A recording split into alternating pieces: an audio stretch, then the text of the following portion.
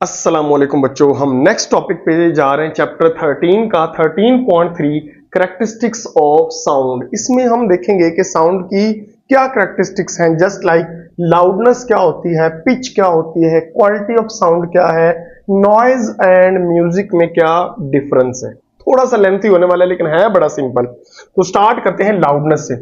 Loudness characteristics of वो sound है जिसमें हम डिस्टिंग्विश कर सकते हैं loud and faint sound. Loud का मतलब होता है ऊंची आवाज और फेंट का मतलब होता है मध्यम आवाज में फर्क कर सके। फॉर एग्जांपल बेटे, क्लास पूरी है, उसके आगे मैं लेक्चर दे रहा हूं तो मैं लाउड बोलूंगा ताकि मेरी आवाज हर बच्चे तक जा सके। तो मैं फर्क कर रहा हूं, क्यों? क्योंकि मुझे पता है यहां पे मुझे ऊंचा बोलना है। अगर मैं किसी दोस्त से बात कर रहा हूं तो वहां पे मैं स्लो बोलूंगा तो मेरी आवाज फेंट होगी। तो ये जो चीज मैं कर रहा हूं और आप भी करते हो कि किसी को आवाज देनी है तो आप लाउड बोलते हो, आपके पास कोई है तो फेंट बोलते हो। तो यही फर्क करना कहलाता है loudness. Okay, the characteristics of sound in which we distinguish between loud and faint sound. हम डिस्टिंग्विश कर सके कि कब लाउड बोलना है, कब फेंट बोलना है, इस चीज को क्या बोलते हैं? लाउडनेस। इससे आप वाकिफ हो। नेक्स्ट बच्चे, लाउडनेस डिपेंड करती है एम्पलीट्यूड ऑफ वाइब्रेटिंग बॉडी। मसलन ये एक वेव है, ओके, और एक ये वेव है। आप देख सकते हो इसका एम्पलीट्यूड कम है, इसका एम्पलीट्यूड क्या है? ज्यादा।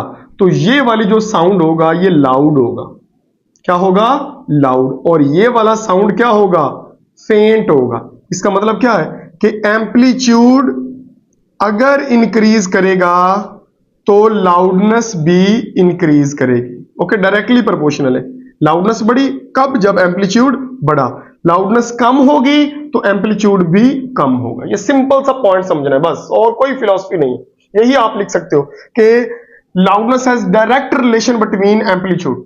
If amplitude is higher, loudness is higher. If amplitude is lower, loudness is faint. तो ये सिंपल सी बात आप लोगों ने लिख देनी है, काम बन जाएगा बस। तो ये डायग्राम बना ले तो बेस्ट हो जाएगा। नेक्स्ट है एरिया ऑफ वाइब्रेटिंग बॉडी। मसलन बड़े ध्यान से सुनना, एक बड़ा ढोल पड़ा है, ड्रम, ओके, ये बड़ा है, और एक छोटा सा ड्रम पड़ा है, मैं आप इसको ढोलकी बोलते हैं। दोनों को आप पीटते हैं तो किसकी आवाज ज्यादा आएगी? बड़ा सिंपल सा आंसर है कि बड़ा ढोल है, आवाज भी क्या आएगी? ज्यादा। छोटा ढोल है, आवाज भी क्या आएगी? कम, क्योंकि ये ज्यादा वाइब्रेशन पैदा करेगा, ये कम वाइब्रेशन करेगा। इसका एम्पलीट्यूड ज्यादा होगा, इसकी आवाज भी ज्यादा होगी। तो simple, larger area will produce loud sound and smaller area will produce फेंट साउंड। यानी कम उसका एम्पलीट्यूड होगा, कम उसकी लाउडनेस होगी। तो हम कह सकते हैं कि area is also directly proportional to loudness of sound. Area ज्यादा, लाउडनेस कम। तो आप क्या लिखोगे? Larger will be the area loud sound we hear, smaller will be the area the faint sound we will hear. तो simple सा आप example दे सकते हो कि if we have a larger drum it will produce a loud sound. Okay, if we have a smaller drum we will hear a faint sound. तो ये simple difference है area of vibrating body explain करने का। पहले वैसे बता दो, फिर ड्रम की एग्जांपल दे दो, लार्जर ड्रम और स्मॉलर ड्रम। तीसरे नंबर पे बच्चों आता है distance from the vibrating body. बच्चे मैं दो एग्जांपल दूंगा। ये कोई पर्सन है यहां पे खड़ा, इसके पास यहां पे एक ड्रम पीटा जा रहा है, एक ड्रम यहां पे पीटा जा रहा है। ओके, तो आपसे मैं सवाल करता हूं, किस ड्रम की ए की ज्यादा आवाज सुनाई देगी या बी की ज्यादा? तो आप फौरन बोलोगे भाई ए की ज्यादा सुनाई देगी। क्यों? क्योंकि एरिया कम, लाउडनेस ज्यादा। एरिया सॉरी डिस्टेंस ज्यादा, लाउडनेस कम। तो मैं यूं कह सकता हूं कि जो लाउडनेस है वो distance from the vibrating body के इनवर्सली है। Distance from vibrating body. अगर डिस्टेंस ज्यादा है, दूर है, तो आप लोगों ने फिक्रा सुना होगा दूर के ढोल सुहाने। दूर कहीं ढोल बज रहा है तो आवाज अच्छी लगेगी, थोड़ी आएगी। आपके कान के पास ढोल बजाना शुरू कर, आपको फौरन गुस्सा आ जाएगा।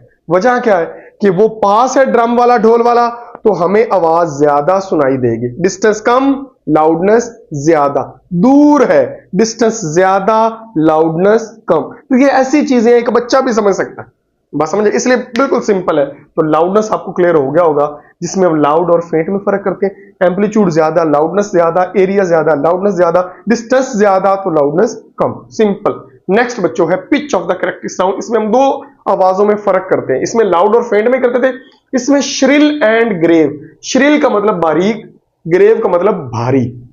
जो बारीक आवाज होती है ना बच्चों, बारीक, ये बारीक आवाज होती है। इसका मतलब ये है कि हमारा जो ये वोकल कॉर्ड है, जो आवाज जनरेट कर रहा है, ये ज्यादा फ्रीक्वेंसी के साथ वाइब्रेट करता है।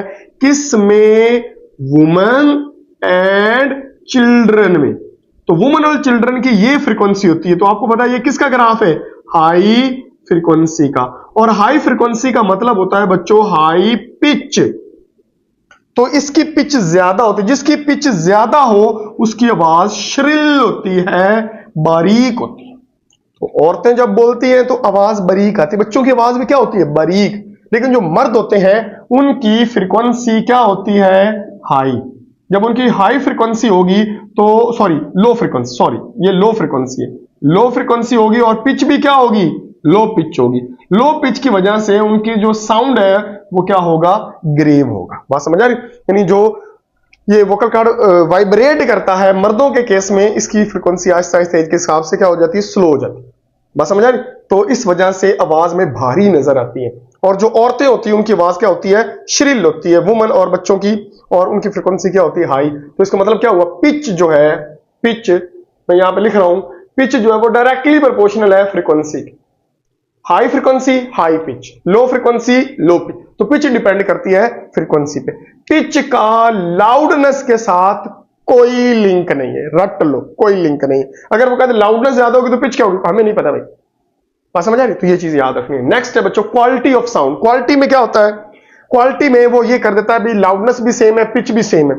तो क्वालिटी हमें क्या करती है कि डिफरेंशिएट करती है दो आवाजों में जिनकी सेम लाउडनेस और पिच हो। क्या मतलब है इसका? इसका मतलब बच्चे ये है इधर कि ये एक कमरा है, ओके, इस कमरे के बाहर आपका कोई फादर है और साथ मदर है, ये दोनों बातें करें और आप कमरे के अंदर हो। फादर ने बोला है कैसे हो, साल दे रहा हूं, मदर ने बोला है कहां हो। अब आपको दोनों का पता चल जाएगा कि ये जो कैसे हो बोला है ना, किसने बोला है? फादर ने। और जो कहां हो बोला है वो किसने बोला है? मतलब आप अंदर हो, आपने उनको नहीं देखा। तो आपको जिस चीज से पता चला है वो क्या है? Quality of sound.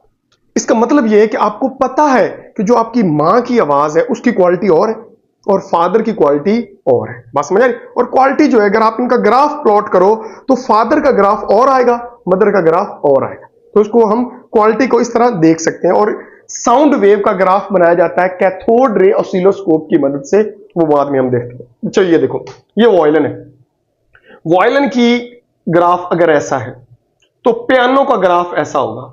बात समझ आ रही? मतलब क्या? मतलब ये कि इनका जो ग्राफ है वो डिफरेंट है और इनका जो ग्राफ है वही इनकी क्या बताता है? Quality of sound.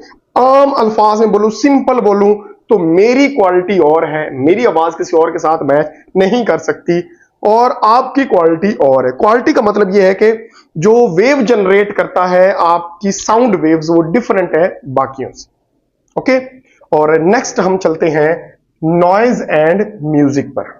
तो म्यूजिक क्या है? म्यूजिक ऐसी आवाजें हैं जो प्लेजेंट इफेक्ट देती हैं टू आवर ईयर्स, हमारे कानों को भली लगती हैं। अब वजह क्या है भली लगने की? जैसे पियानो है, गिटार है, वायलिन है, ये आवाजें हमें क्यों अच्छी लगती हैं? क्योंकि ये सारी आवाजें एक कंट्रोल्ड वे में होती हैं, एक रिदम में होती हैं। बात समझ आ रही? कंट्रोल वे और रिदम में होती हैं और इनका एक सेफ लेवल होता है लाउडनेस का। इस वजह से ये आवाजें हमें प्लेजेंट इफेक्ट देती है। दोबारा सुन लो, कंट्रोल वे में होती हैं, रिथमिक होती हैं, सेफ लेवल में होती है और रेगुलर होती हैं। बात समझ आ रही? एक तरतीब के साथ होती हैं। लेकिन जो नॉइज है वो हमारे पास क्या होता है? Unpleasant effect to our ear. Unpleasant effect यानी हमें बिल्कुल भी बुरा नहीं लगता, ना खुशगवार लगता है, बुरा लगता है, अनप्लेजेंट इफेक्ट। क्यों ये मतलब ऐसा फील होता है? तो पहली चीज ये अनकंट्रोल्ड होता है। दूसरा जो है यहाँ पे वो एरिथमिक होती है, यानी कोई रिदम नहीं। बात समझ आ रही? कभी ऊंचा हो रहा है, कभी क्या हो रहा है, कभी क्या हो रहा है, तो ये हमारे पास एरिथमिक होती है। तीसरा ये इररेगुलर होती है, यानी कोई रेगुलरिटी नहीं, कोई पैटर्न नहीं है। और ये सडन होती है। क्या होती है? सडन। तो इस वजह से ये हमारे और सेफ लेवल से भी अबव होती है, above the safe level, above the safe level. अब सेफ लेवल क्या है? सेफ लेवल हमारा जो है वो sound intensity level 85 to 90 decibel है, ये इससे कई गुना ज्यादा होता है। तो यही चीजें हैं, यही फर्क है म्यूजिक और साउंड में। ये प्लेजेंट इफेक्ट, ये अनप्लेजेंट इफेक्ट, ये कंट्रोल वे में होता है, रेगुलर होता है, रिथमिक होता है, सेफ लेवल में होता है। ये बिल्कुल इसके ऑपोजिट होता है। इसका इफेक्ट क्या है? स्ट्रेस पैदा करता है। बात समझ आ रही? यानी ज्यादा साउंड होगा, ज्यादा नॉइज होगा तो स्ट्रेस पैदा करेगा, लैक ऑफ कंसंट्रेशन, आप फोकस नहीं कर पाओगे। आपके घर में कुछ काम हो रहा है ड्रिल वगैरह का, तो आप पढ़ नहीं सकते क्योंकि कंसंट्रेशन, हियरिंग लॉस ज्यादा। अगर आप मशीनों से घिरे रहते हो तो आपका जो कान है वो डिस्टर्ब हो सकता है, पर्दे डिस्टर्ब हो सकते। मैं इसकी एग्जांपल देता हूं कि हमारा एक दफा घर रोड के ऊपर था, इतने रोज ट्रक गुजरते, ट्रैफिक गुजरती, और जब हम वहां से किसी और घर में, सोसाइटी में शिफ्ट हुए, तो हम सब इतना ऊंचा बोलते थे कि हमें समझ नहीं है हम कर क्या रहे हैं। आप समझ रहे? तो काफी चीजें डिस्टर्ब होती हैं शोर की वजह। स्लीप डिस्टर्बेंस, आप सही से सो नहीं पाते, अग्रेशन, गुस्सा आता है, फिर जब सोएंगे नहीं तो गुस्सा आएगा, टेंशन बढ़ेगा, हाइपर टेंशन होगा। तो ये सारे इफेक्ट है किसके? नॉइज के। और सेफ लेवल क्या है, इसको कंट्रोल कैसे कर सकते हैं? तो ध्यान से सुनना। पहला है, सेफ लेवल होना चाहिए साउंड इंटेंसिटी लेवल का 85 to 90 decibel. Use quieter, eco friendly machinery. मसलन एक जनरेटर है, आपको पता होगा एक साउंड प्रूफ जनरेटर होता है, एक वैसे जनरेटर। वैसे जनरेटर की आवाज इतनी ऊंची है कि 10 घरों तक जा रही है, 10 घर डिस्टर्ब हो रहे हैं, और साउंड प्रूफ है, ऊपर से वो चल रहा है, वो घर वालों को नहीं पता कि जनरेटर चल रहा है। बात समझ आ रही? तो इको फ्रेंडली मशीनरी का इस्तेमाल किया जाए जो साउंड को मतलब अंदर दबा ले, बाहर ना निकलने दे। साउंड बैरियर लगाया जाए, यानी घर है, मैं मिसाल दे रहा हूं, आप विंडो में डबल पेन्स लगाएं ताकि बाहर वाला साउंड अंदर ना आए और सेफ काम करें। उसके बाद जो कारपेट वगैरह है, असल में जो दूसरा दीवारों पर होती है लेमिनेशन वगैरह, वो जो पैलिंग वगैरह होती है, उससे भी साउंड रिड्यूस हो जाता है। उसके बाद वियर हियर प्रोटेक्शन डिवाइस, जहां पे आप ज्यादा साउंड जनरेट होता है तो वहां पे आप वो हेडफोन यूज करें जो साउंड प्रूफ होते हैं, जो साउंड को आगे नहीं आने देते। ट्री प्लांटेशन, बच्चे जो एक बैरियर आप लगा दो कहीं पे ट्रीज का, तो वो साउंड को रिफ्लेक्ट भी करते हैं, अब्जॉर्ब भी करते हैं और स्कैटर कर देते हैं। तो ट्रीज से भी जो साउंड है वो, उसका जो शोर है वो कम हो जाता है। तो ये बच्चे हमारा कैरेक्टरिस्टिक्स ऑफ साउंड का टॉपिक यहाँ पे कंप्लीट हुआ। काफी लेंथी था, आपके सब्र का शुक्रिया, आप लोगों ने पूरी वीडियो देखी। नेक्स्ट लेक्चर में मिलते हैं, तब तक के लिए अल्लाह हाफिज।